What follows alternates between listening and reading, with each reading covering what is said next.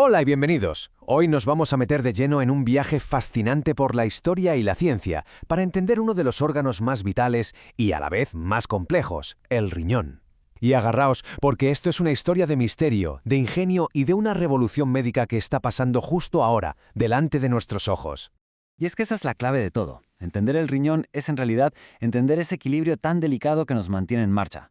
Vamos a ver cómo hemos pasado de la pura superstición a la ciencia de precisión, un camino que está cambiando por completo el destino de millones de personas. Muy bien, vamos al lío. Para empezar, tenemos que viajar en el tiempo, a una época en la que el interior de nuestro cuerpo era básicamente un misterio absoluto. Durante miles de años, el riñón fue una auténtica caja negra. Los médicos sabían que si la orina cambiaba o, peor, dejaba de producirse, el final estaba cerca, pero no tenían ni idea de por qué. Y los tratamientos, bueno, eran más actos de desesperación que otra cosa. Sangrías, intentar que el enfermo sudara las toxinas, era lo más avanzado que tenían. Este objeto, el matraz de euroscopía, lo simboliza a la perfección. Era la única ventana que tenían para mirar dentro del cuerpo, pero claro, una ventana muy opaca. La medicina estaba prácticamente indefensa, solo podía observar las sombras sin entender que las estaba provocando. Pero entonces, en el siglo XIX, un médico brillante consiguió encender la primera luz en medio de toda esa oscuridad. Las reglas del juego estaban a punto de cambiar para siempre. Y aquí llega el gran momento, el eureka.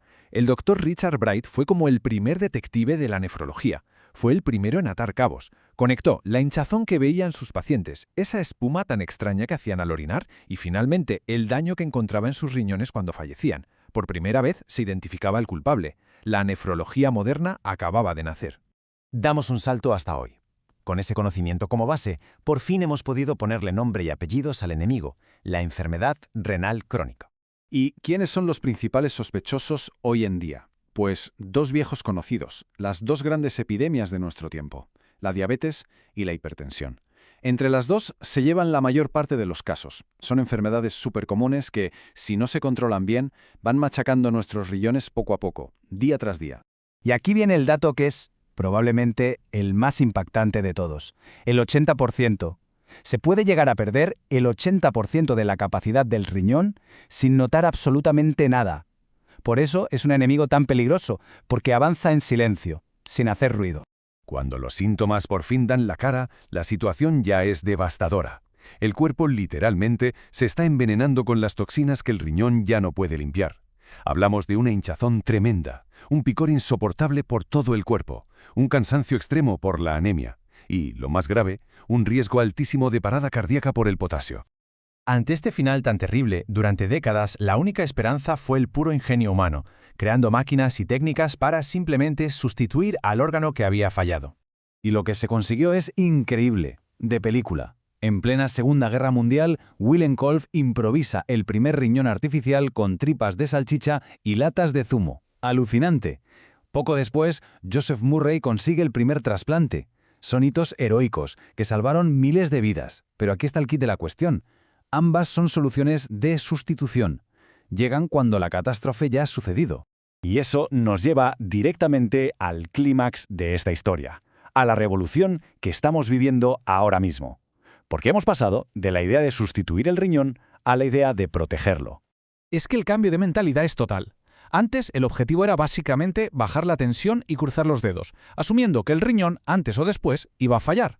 Ahora, la visión es radicalmente opuesta. El problema se ataca desde muchos ángulos a la vez. Se entiende que la enfermedad se puede frenar, se puede modificar. El objetivo ya no es retrasar un poco la diálisis, es conseguir evitarla durante muchos años. ¿Y cómo se logra esto? Pues con un arsenal terapéutico completamente nuevo. Pensemos en el riñón como si fuera un motor. Los inhibidores y SGLT2 lo que hacen es bajarle las revoluciones para que no se desgaste. La finerenona evita que el tejido se llene de cicatrices, que se endurezca. Y los agonistas GLP-1 actúan como un antiinflamatorio general para todo el sistema. Es, por fin, una estrategia integral. Y los resultados son espectaculares. Solo los SGLT2, que empezaron siendo fármacos para la diabetes, han demostrado que reducen el riesgo de necesitar diálisis entre un 30 y un 40%. Y lo más importante, funcionan incluso en gente que no es diabética. Esto es un antes y un después. Pero claro, de nada sirve tener estas herramientas tan potentes si no se puede actuar a tiempo. Y para eso, hacía falta una forma de ver el daño cuando todavía es invisible. Durante años, el único marcador que teníamos era la creatinina, una cifra muy poco fiable que depende de un montón de cosas. Hoy, por suerte, la cosa ha cambiado.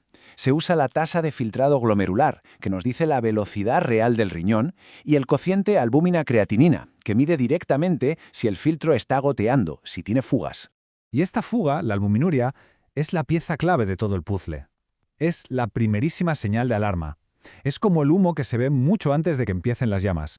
Detectar esta proteína en la orina nos da años de ventaja para poder actuar antes de que el daño sea irreversible. Y así es como se une todo. Los médicos hoy usan este mapa de calor para ver el riesgo. Combinan la velocidad del riñón, en el eje vertical, con la cantidad de fuga que tiene, en el horizontal. Y esto no solo sirve para diagnosticar, sino para predecir el futuro del paciente con una precisión asombrosa, lo que permite un tratamiento proactivo, adelantándose al problema. Así que el mensaje principal, la idea con la que nos tenemos que quedar, es esta. El objetivo del juego ha cambiado por completo. Ya no se trata de gestionar una catástrofe cuando llega, sino de usar la ciencia de precisión para evitar que esa catástrofe llegue a producirse. Y con esto cerramos. La pregunta que queda en el aire es inmensa y, la verdad, muy esperanzadora. Con estas nuevas formas de diagnosticar y tratar, ¿estamos a las puertas de un futuro donde el miedo a la diálisis y al trasplante sea para la mayoría de la gente algo del pasado? La ciencia parece decirnos que sí. Muchísimas gracias por acompañarnos.